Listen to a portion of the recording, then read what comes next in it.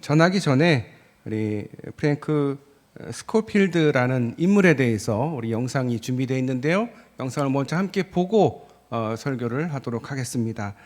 잠시 우리 스코필드에 대해서 말씀을 드리자면 이분이 우리 한국 이름으로 석호필입니다.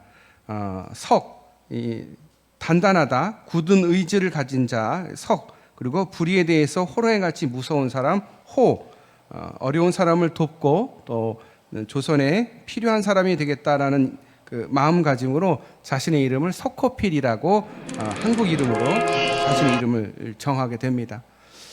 네, 영상 보겠습니다.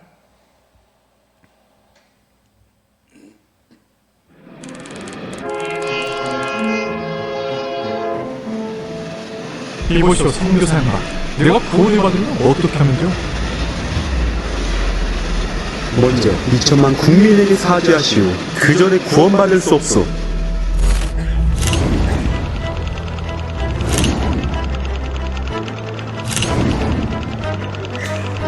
조선을 사랑했던 선교사 프랭크 윌리엄 스코필드입니다.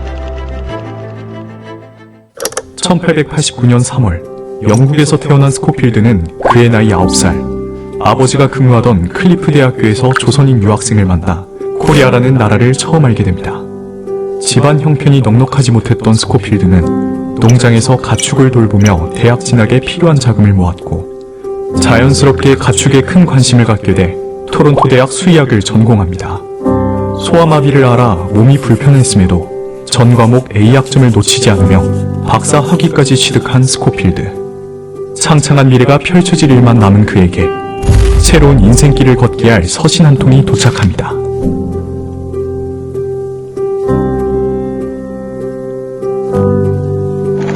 평소 자신이 존경하던 에비슨 박사에게 조선으로 와달라는 요청을 받은 스코필드.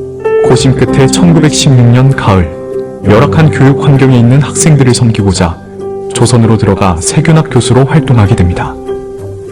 자신이 지은 한국 이름 석호필, 강하고 굳센 호랑이의 마음으로 조선인에게 필요한 사람이 되겠다는 뜻을 담았고 그 이름에 걸맞은 삶을 살아갑니다.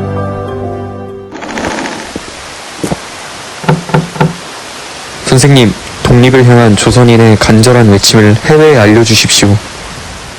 은밀하게 찾아온 이갑성의 부탁이었지만 스코필드는 조금도 주저하지 않고 독립운동에 함께할 것을 약속합니다.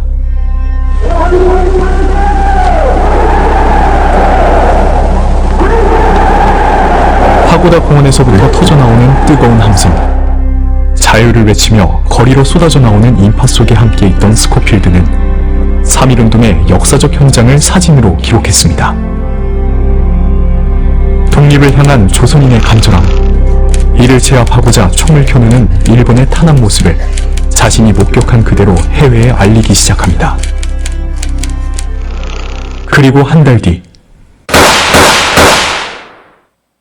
3.1운동의 보복으로 일본이 잔인무도한 학살을 벌였다는 소식을 들은 스코필드. 바로 제암리 학살 사건이었습니다.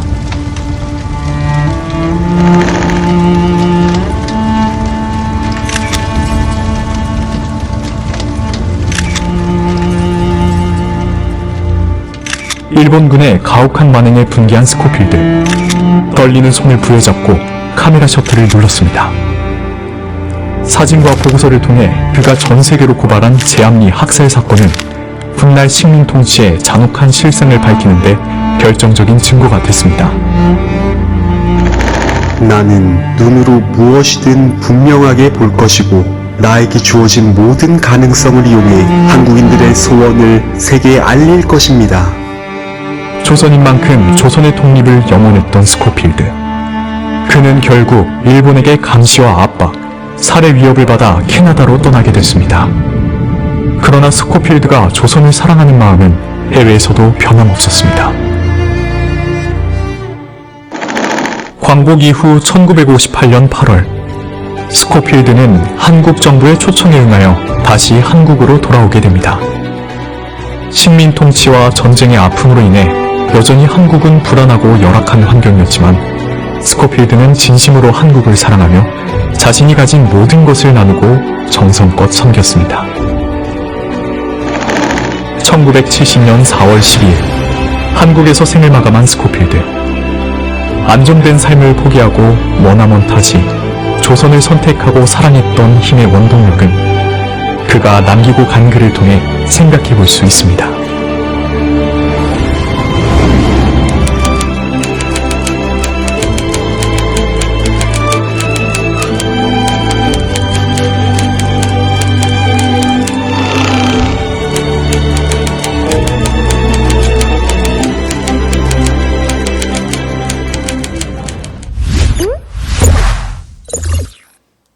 네, 우리 서코필에 대한 이 영상을 함께 보았습니다.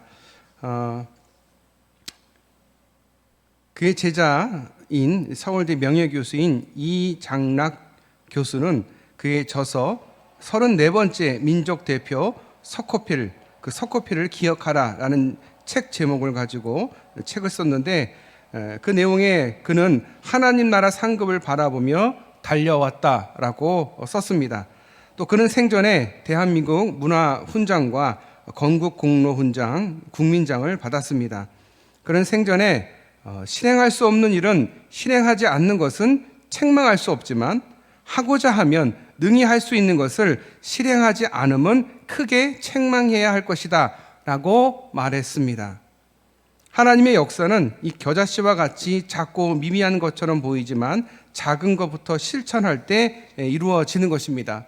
서코필이라는 사람의 이 작은 일이 점점 큰 일이 됐고, 결국 우리나라의 이 어려운 사정들을 국외에 알리는 큰 계기가 되었습니다. 작은 실천, 작은 노력이 큰 일을 이루어낸 것입니다. 그의 이름처럼 서코필, 굳은 의지를 갖고 호랑이 같은 마음으로 이 조선인을 돕기에, 또 조선에게 꼭 필요한 사람이 되기에 애썼던 사람, 이 삶이 우리의 본이 되지 않았나 생각을 하게 됩니다. 중요한 것은 한 사람 한 사람이 하나님 말씀을 따라서 하나님 말씀대로 살아가는 그 운동이 들불처럼 번질 때 이 땅에 하나님의 영광이 세워지고 또 주의 교회가 힘을 얻게 될 것입니다. 출애굽 역사도 우리가 살펴본 대로 미디안에서 외롭게 양치던 양치기 모세를 통해서 모든 역사가 시작이 됩니다. 80세라는 적지 않은 나이에 하나님의 부르심을 받아 그가 이스라엘 백성들을 40년 동안 인도합니다. 그리고 그는 느보산에서 아름다운 퇴장을 맞이하게 됩니다. 우리의 생각과 정서로는 받아들이기 어려운 일입니다. 애쓰고 수고했으니 당연히 존경받고 칭찬을 받아야 되는데 마지막 가나안 땅에 들어가지 못하게 됩니다.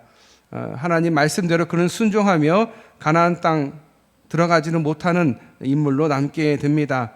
하나님이 준비한 계획대로 그런 가나안 땅에 이스라엘 백성들을 인도했고, 이제는 그가 하나님의 부르심을 받고 이후에 또 한 사람이 그 일을 이어서 갑니다.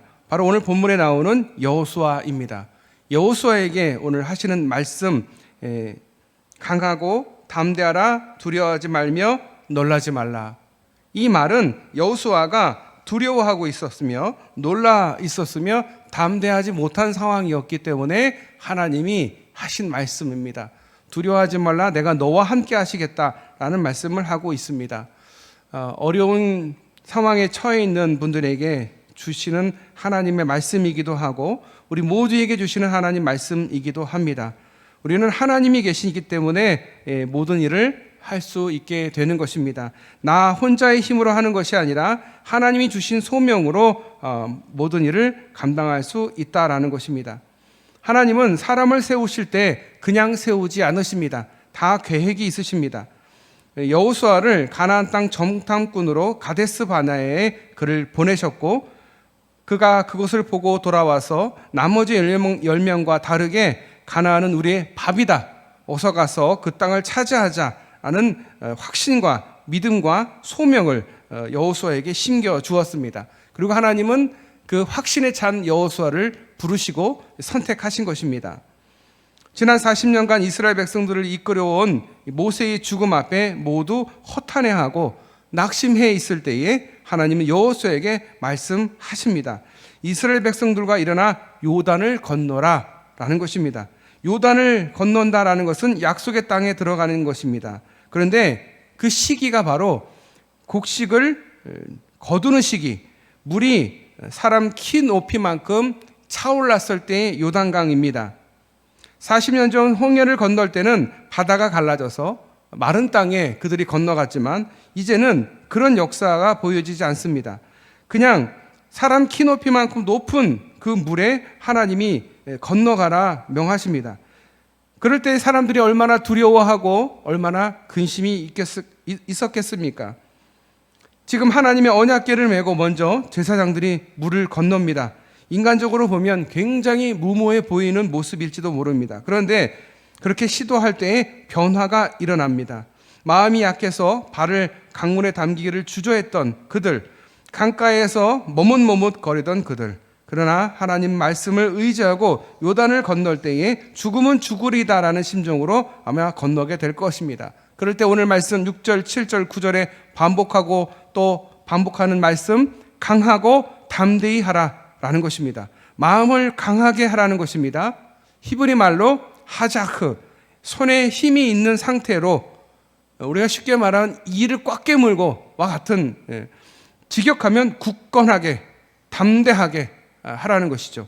또 담대하라에 해당하는 히브리 말은 아마츠, 무릎에 힘이 있는 상태로 무릎에 힘을 주고 라는 말입니다. 직역하면 용기를 가지다라는 것입니다. 강물을 건널 때에 발에 힘을 주어야 합니다. 무릎에 힘을 주지 않으면 넘어지고 그러면 떠내려갑니다. 이스라엘 백성들을 가나안 땅에 인도할 때 하나님이 주시는 첫 번째 시험인 것입니다. 사생결단의 정신으로 강물을 건너지 않으면 약속의 땅에 도달할 수 없다라는 것입니다. 이스라엘 백성들을 하나님이 선택하신 백성입니다. 하지만 그들에게도 시험이 있었다라는 것입니다. 우리 또한 시험이 있습니다. 그 시험 앞에 여러분 강하고 담대하고 두려워하지 마십시오. 하나님이 여러분과 함께 하십니다. 이스라엘만 하나님이 함께 하신 것이 아니라 여러분 인생 가운데도 하나님이 함께 하심을 믿으시기를 바랍니다.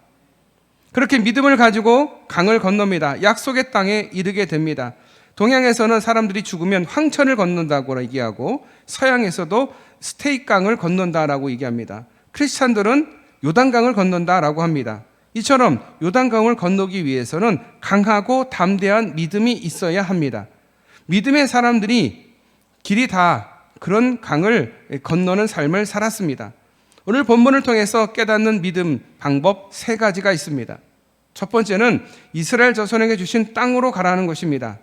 또한 두 번째, 너희 영토가 되리라 라는 것입니다. 너희가 밟은 땅을 다 내가 너에게 주겠다라는 약속입니다. 마지막으로 하나님 말씀을 주야로 묵상하며 지켜 행하라 라는 것이 하나님이 주시는 말씀입니다. 이스라엘 자손에게 주는 땅은 모세에게 말한 바로 그 땅인 것입니다. 그리고 그 땅을 너희들이 밟는 그 모두 내가 주겠다라고 약속하셨습니다. 이렇게 약속의 말씀을 믿고 행하는 자에게 하나님이 함께 하시겠다라고 하나님은 말씀하고 있습니다. 그래서 결국 요단강에 발을 들이는 것은 우리라는 거예요. 선택은 우리가 하는 거예요. 하지만 우리가 하나님을 믿을 때 할 수 있는 선택, 그것이 요단강에 발을 들이는 것입니다. 우리의 삶에도 주님이 이같이 말씀하시면 주저할 것이 없는 것입니다. 나의 노력으로 이루는 것이 아니라 하나님이 주시는 것이기 때문에 그렇습니다. 우리가 이루고 있는 모든 것, 내가 부모를 선택한 것도 아니고 내가 이 나라를 선택하는 것도 아니고 내가 이 땅을 선택하는 것이 아니라 다 하나님이 주신 땅이고 하나님이 주신 선물이고 하나님이 주신 부모님이고 하나님이 주신 교회입니다. 나라입니다. 우리가 만약에 북한에 태어났다면 어떻겠습니까? 얼마나 고통 가운데 살아야겠습니까? 얼마나 통제받으면서 고통에 씨름해야 되겠습니까? 굶주림에 아파해야 되겠습니까? 하지만 우리는 이 대한민국이라는 이 땅에서 태어난 것, 내가 선택하는 것이 아니고 하나님이 주신 것입니다. 좋은 교회를 선택한 것도 하나님이 주신 것입니다. 내가 선택하고 내가 골라서 온 교회라고 생각할 수가 있는데 그건 착각이고요. 하나님이 선택하게 하시는 것입니다. 저는 그런 확신이 있습니다. 하나님이 주신 것입니다. 때문에 우리의 삶의 결과 역시 하나님이 결정하십니다. 미국 로스앤젤레스에 한 유대인 노파가 살고 있었습니다. 이 유대인 노파는 하는 일이 일정 거리를 정해놓고 매일 그 거리를 돌면서 중얼거리는 일이었습니다. 어떤 사람이 할머니에게 할머니 무엇 하십니까? 라고 물었습니다.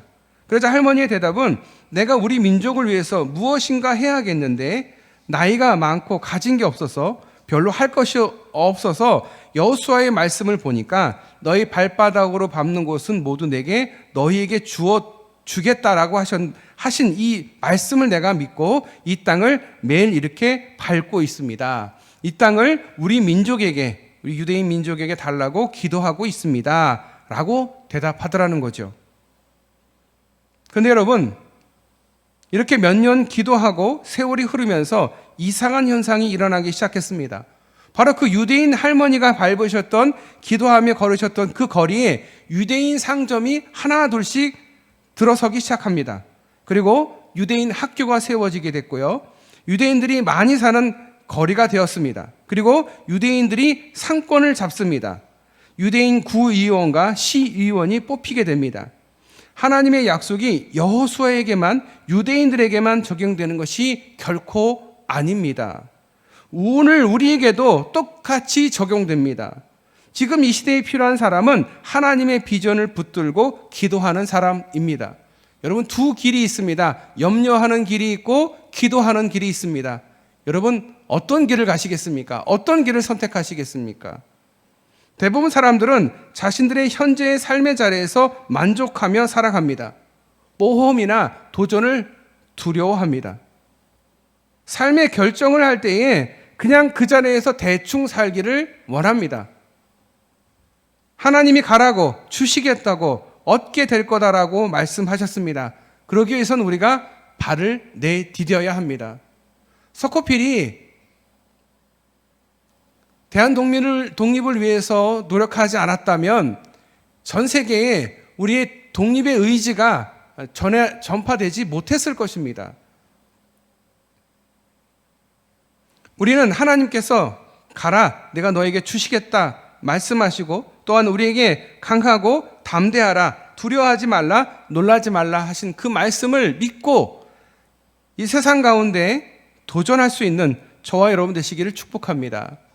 하나님이 여러분에게 용기를 허락해 주실 것입니다. 용기를 가지고 기도하시고 이 세상 가운데 낙심하고 낭망하기보다는, 두려워하기보다는 마음을 단단히 잡고 하나님께서 주시기로 약속하신 그 땅에 나아가는 저와 여러분 되시기를 축복합니다.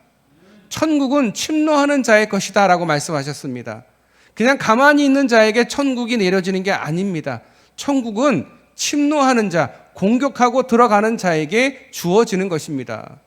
믿음을 가지고 강하고 담대히 두려워하지 말고 하나님이 주신 명령대로 살아가는 저와 여러분 되시기를 주님의 이름으로 축복합니다. 우리 함께 기도하겠습니다. 하나님, 이 어려운 세상, 우리 성도들 힘들고 어려운 세상 살아갈 때에 오늘 주님께서 하신 말씀, 여호수아에게 하신 말씀이며 동시에 우리에게 주시는 말씀인 줄 믿습니다. 강하고 담대하라, 두려워하지 말며 놀라지 말라 말씀하셨습니다.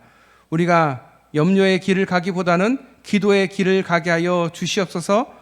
자신의 삶에 만족하고 그 자리에 머무는 것이 아니라 하나라도, 작은 거라도 실천하며 하나님의